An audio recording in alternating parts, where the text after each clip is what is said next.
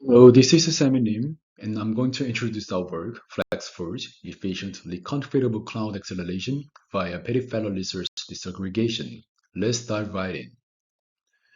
Many conglomerates utilize FPGAs on cloud acceleration for scaling performance and cost effectiveness.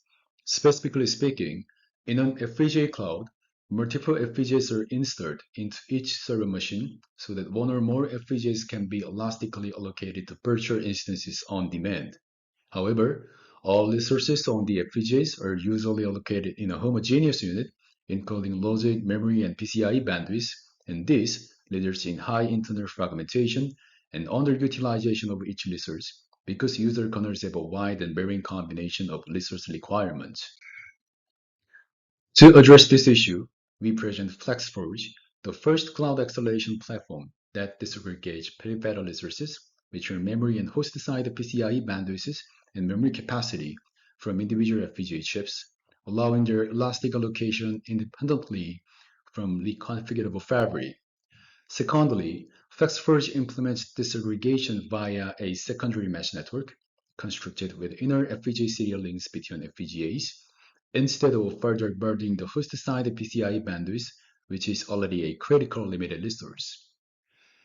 Because FlexForge also supports disaggregation over a mesh network of untrusted FPGAs, it may maliciously compromise the platform provider shell to leak information.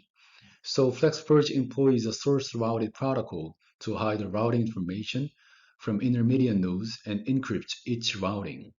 All memory content and network payload are also encrypted. By FlexForge, users can utilize as many peripheral resources as they want, such as DRAM bandwidth and capacity, and PCIe bandwidth, making users simply feel like they're using just one FPGA instance without peripheral resource limitation. We wanted to underline that FlexForge is the first system to enable disaggregated allocation of peripheral resources across multiple tenants, especially in a potentially untrusted cloud setting. Let's start with the FlexForge prototype deployment. As you can see, three FPGAs are plugged into two host servers via PCIe.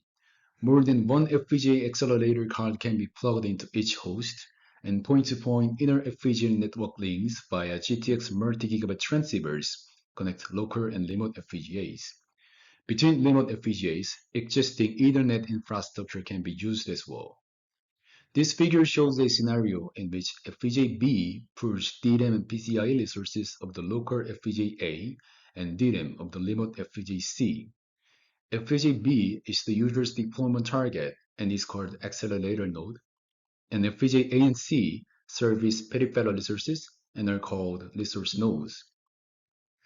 This collection of accelerator and resource nodes is called set.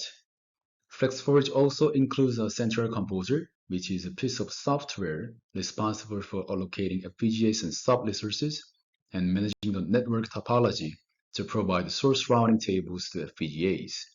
It also manages and distributes public encryption keys. The network architecture of FlexForge reflects the expected usage scenario of the system, which is to support pooling peripheral resources among a small set of FPGAs within a larger cloud without significant hardware requirements or sacrificing privacy and security. The left side figure depicts an example source routed packet with encryption for transporting a packet through two intermediate nodes. All fields of the packet are encrypted using the RSA public key cryptography scheme. FlexForge encrypts each field of the routing header and the payload using separate keys, and this ensures that neither the payload nor the set topology is leaked to malicious intermediate nodes. This example uses two separate encryption keys for the letter of the two intermediate nodes ported 2 and the destination node ported 3 and payload. The routing information for the first intermediate node ported 1 is not encrypted because it is used immediately by the local node. At every step of the routing, an intermediate node decodes the routing information by its own private key and removes its own portion of the header before forwarding the packet to the next step. In this way, the topology of the set subnetwork is kept hidden from potentially malicious intermediate nodes, in addition to keeping the payload data private. The right side figure shows that FlexForge shell stores routing information in a pre-encrypted format instead of source node storing the public keys of intermediate nodes, and also instead of intermediate nodes storing the routing table. When a set is instantiated, the central composer, who knows all public keys of our FPGA nodes, provides the encrypted header sequence of each pass. So each shell only needs to store as many passes as the number of FPGAs in the set, so the entire source routing table can be stored in on-chip bit, and we can say it is very resource efficient. FlexForge memory controller supports sharing the local memory capacity and bandwidth with limited FPGAs over the source routing network. To reduce the memory overhead of the memory map and access control tables, the allocation unit is 256 megabyte block. All memory I/O, regardless of whether it is two local or remote memory resources, is encrypted by the memory controller using the share's private key. The memory map keeps track of the location of each block across the network from the perspective of the accelerator node FPGA. As you can see in this figure, each row represents a block and its contents point to the remote or local node ID and the memory offset of the block of interest. Access control table makes sure that blocks are read and written only by the FPGA it was allocated to by comparing each request with the secret source hash of each requesting node. Because memory capacity and bandwidth are shared by many users, not only I/O encryption but also using secret source hash is very much needed. One source hash value is created randomly for each FPGA node allocated by the central composer, and its value is notified to all FPGAs in the set.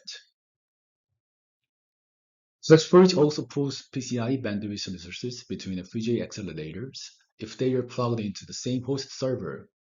The figure illustrates how one pair of hardware and software, FPGA 1 and software 1, can take advantage of underutilized bandwidth of a local FPGA accelerator, FPGA 2.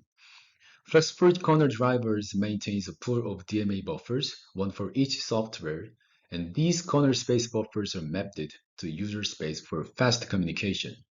When either initiating or receiving DMA transfer over PCIe, the control pass information over MMIO includes the source or destination FPGA ID, so the mesh network can route traffic to the intended destination. The hardware side PCIe controller includes an on-chip reorder buffer to shuffle the received PCIe traffic back into the correct order if it arrives out of order. We have implemented and evaluated a prototype FlexForge deployment. Additionally, we used an instance of Blue Demon cluster platform consisting of multiple Intel x86 servers hosting up to two Xilinx VC707 FPGA boards.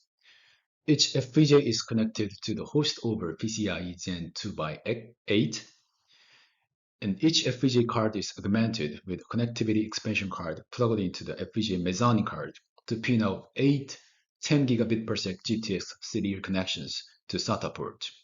In our prototype, the mesh network connections are bundled into groups of 4 to create a fan-out of 240 gigabit per sec links per FPGA. Development was done in the Xilinx Vivado, and our hardware was clocked at 250 MHz. First of all, let's look at the actual bandwidth we could use.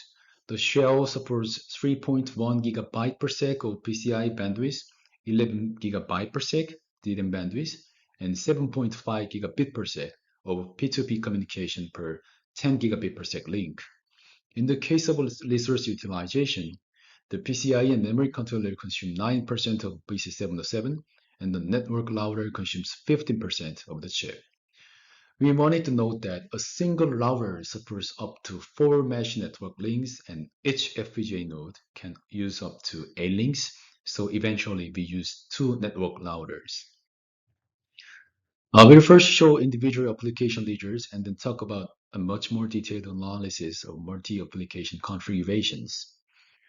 Among the multiple applications reported to the cluster system, we present 3 representative ones: Embody simulation, which is a computation-bound problem, K-means clustering, which is memory bandwidth-bound problem, and LG4 compression, which is a PCIe bandwidth-bound problem.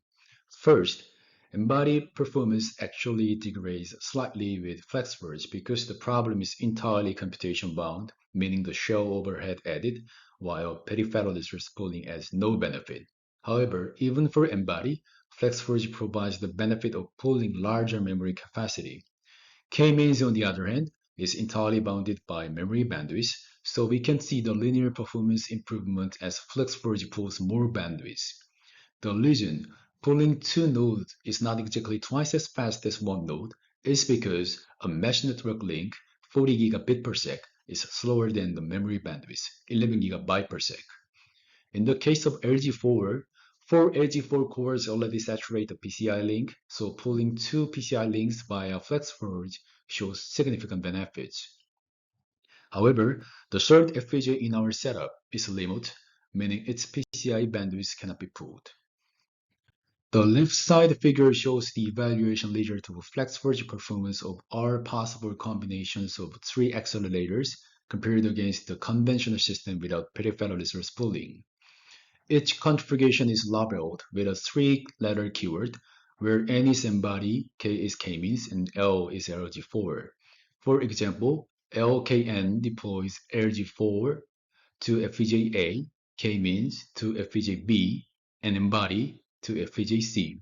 LG4 pulls the PCI bandwidth of FPGA A and B, and K-means pulls the DRAM bandwidth of FPGA A and C.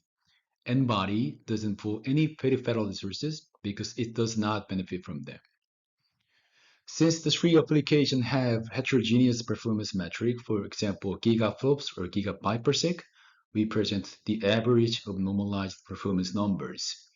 The figure shows that peripheral resource pooling contributes significant performance benefit, where the geomean of improvement over our combination is 20%, and the best configuration achieved almost 70% performance improvement at LKK. It also shows that performance is sensitive to resource node placement. For example, the figure includes 6 different mapping for deploying one K-means, one N-body, and one LG4 highlighted with black boxes, and performance improvements vary between 50% and 5%. To emphasize the benefit of the inner FPGA mesh network, we evaluated it against the alternative, the disaggregation over host PCIe.